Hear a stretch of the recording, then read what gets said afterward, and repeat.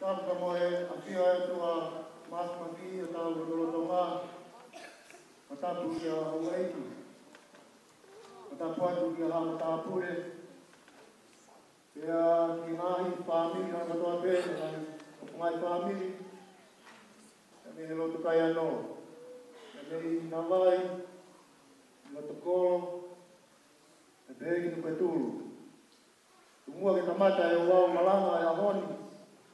Tamata ate proklama mo te teo e society. A mauri ngāi. Ai tau whanau ko nā ranga mea ki marae a ko. I ngāhi tau ko mariu atu. A teike tau tamata ko wame o lampai na maari e. I te hoa koni ko makaati ke te whakahoko atu.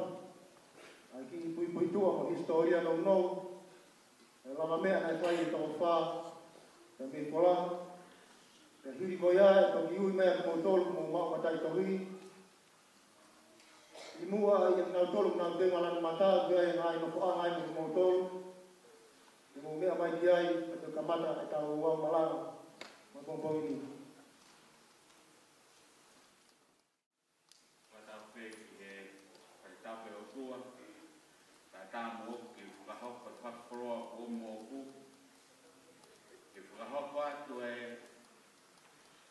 whakalani-lani. Ka ki nau tolu mo historia o e ako ka moerotu. Nane hanga o whakatū i whoraha i taiwa ua taha. Nai mau kotoa e takse e ngai polisi. Nai mau kotoa pe ia ki whoraha i he tau pēta. Ka po historia to ia u pikai te lava. Hano te lava e neha whanua. Ka te ngata pe mi whoraha. Nai lava mea e ngau ka koni. Ko uru ati, i tahiwa wataha ko te vitamone, me i whoraha, pia kohono whohae, aeni a Dr. Alfred Timone. Pia poia u tau kau wataha muia he ahoni, ko tangata eki, President Maroroi.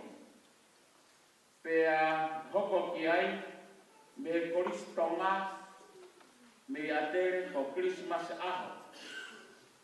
Ko Christmas aho o kurahi ko whakawhanga pureanga koni atalanga ko whohai a Christmas aho o punehanga o whaia e whakawhanga pureanga mi atalanga. Pea ko polisi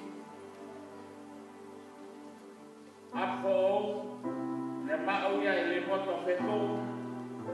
Ka koua e whakawhonga ki ai, ko toni, i toki tai mikaromoa, ka te whakape, ka te mitamaka, te hau heni ke whakawhonga i a whetu leo.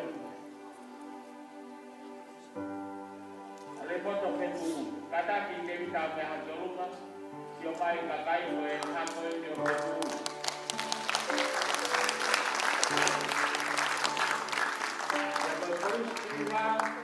Maue ai Watson Polo, o mas te akono mo kokuna ni heli he ahoni ke whakakokunga i ko soana o wani kada soana beha koruma.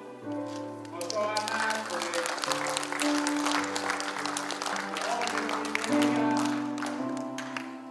o si mote korumaki na e pure me he te Grand Hotel. Te koia ulama mai e kaina koni.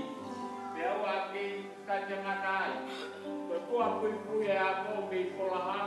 Ma uai koni a ki i sas katolika. Ko e pai ni ke tau e pui kapo. Te ua ki ai. I whamanang ya ki mo tolu ko rea pino fori a ki mo ne whanau. Ko e wholaha. Ngata atua